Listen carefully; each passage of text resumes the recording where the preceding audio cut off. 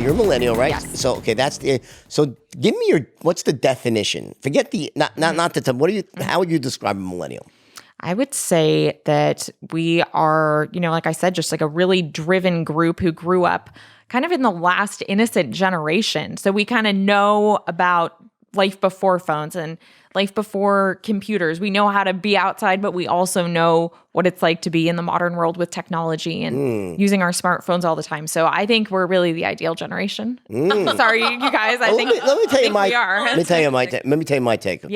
Yeah. So, and I want to hear yours as well. Because your kids are millennials. Yeah, you right? are, right? So I think millennials get a really bad rap for no reason. Yes, they do. Okay, like that they're lazy. I have almost all millennials work. I mean, they're the best, hardest working. I have an unbelievable team. They're all in that age group. Right. And I went through my share of losers to get to this. You hire, but that's always the case. Right. You know what I'm saying? Right. And I wonder why. And you know what it is? I think that's like it's always there's always a small group that yells the loudest. Right. So I think there is an entitled group of millennials, but it's a really tiny fraction of them that whatever you call them, the social justice warriors, whatever they are, where it seems like they want something for nothing, or it's all about like give me because I exist. But I think it's a really tiny sliver of them, and yet for some reason they all get. Do you notice that? Like I think that millennials get painted with that sort of millennials. It's hard to make them work. And right. And it's like I haven't found that at all. Right, and that small group makes it so hard for me. I feel like I have to justify I'm a millennial, but I'm a hard worker. I see the exact opposite. Yeah. My millennials, all right, and they're all millennials, pretty much. 90% of them, and they work long hours. Yeah. But like the difference is the things I think just knowing human nature and management, I make sure the environment is fun and exciting and conducive to them, almost like they're all in business for themselves here in one way. Right. Like they're all growing and learning and they have a lot of authority. And if they do well, they immediately rise up. So I think that in some level, gives them motivation. they don't want to be cubbyholed. Like I think it's like this, right? It's like not that I'm not willing to work hard because they are. And I don't think they expect instant advancement. I think what we want though is to be, they like to be tested in the sense of giving responsibility, and I think they work well like that. But I think they also want something. They want ownership of what they're doing. Exactly. They want motivation to work harder. They're not 100%. happy just living, in the same apartment they've lived in for 10 years. They want to move up. They want to buy the house. They want to own their own company. Right. Yeah. That's really what I find. Right. Yeah. But you know what? When you're talking about they want to own their own company, there's so much talk in San Francisco, especially about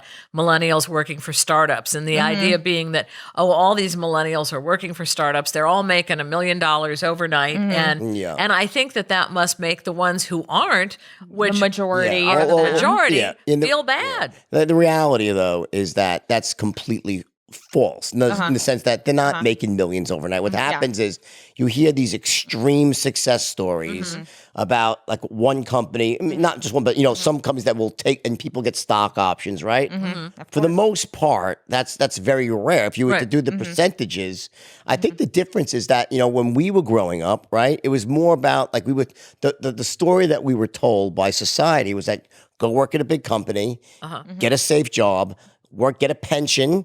Right. Oh, exactly. And between your pension and Social Security, you'll be able to retire. And I think that everyone now knows Social Security is bankrupt. It'll be enough to pay for your diapers when you're in a nursing home if you're lucky, right? And if things get bad, you get bitch slapped by the nurse there, right? It's going to get pretty bad. So I think the millennials, in some level, they realize they have to be more empowered because that social safety net isn't real, and I don't think it really ever was real. I think that.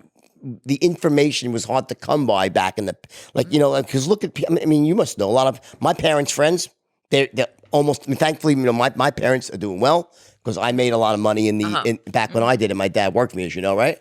But a lot of their friends really, they struggled in their 70s and 80s. They did not have. Really struggling. And you said that you hear it, some of your friends are posting things that they're struggling, right? Yeah, exactly.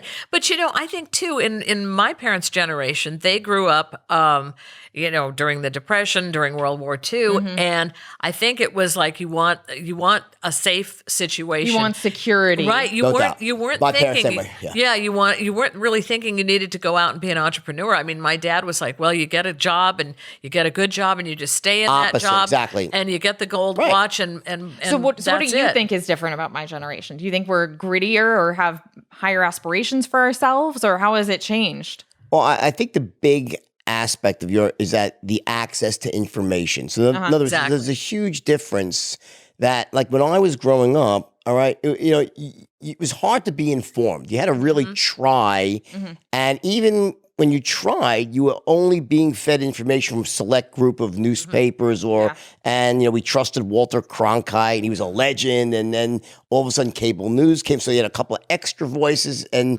I think today journalism is disgusting for most of it. It's all it's like it's so polarized, and, Right. and it's really sad. Okay, what's happened? But what's happened is because of the internet. And because of, you having this smartphone, which makes people smarter, is that, there's really no excuse right now for someone to go through life and not be informed. And because of that, I think you see the good, the bad, the ugly. You find, in other words, most people would take until you're in your 30s or 40s to realize the truths about success, about life, about what's a dead. I think people are finding it out 20 years early right now. So saying, "Oh, I gotta, I gotta do something now. Right. I gotta live Yeah. my life now. I can't." It's not true. That as you said, the gold watch one place. So I think the millennials are saying, you know what? I want to have happiness now, but I want to have empower. I think it's about empowerment more than anything else, and I think that's a big part of it. And on the negative side, I think there's a huge problem with this whole. I don't know what you think about, but this whole university safe space generation, and I think it's really problematic because the world's not a safe place. Exactly. And I think that you go through universities and they're like, I don't know, it just doesn't make sense to me because I think people should be nice to each other and respectful, Right. But the world is not an artificially maintained safe space. There's good people, bad people. If you have to learn, it's almost like when you have a kid that gets sent off to college by his parents, and they were so overprotective. So what does the kid do when he becomes a binge drinker? Crazy. Of Goes course. nuts because he didn't have a chance to actually exercise those muscles and break in, right? And then Right. versus maybe I was a little too liberal with my kids, but they ended up doing well, but they sort of had that. They understood sort of that they, what that was before they went away. So they're able to sort of step into it in a more rational way. Right, exactly. And I think that totally makes sense. I think that right now with my generation, I found that a lot of the kids have gone to college and we're so sheltered in high school. Then they go to college and it's still a really sheltered, safe space. Like I have friends that went to USC and God forbid they step out of, the immediate neighborhood of USC and then they're like, I don't know what to do.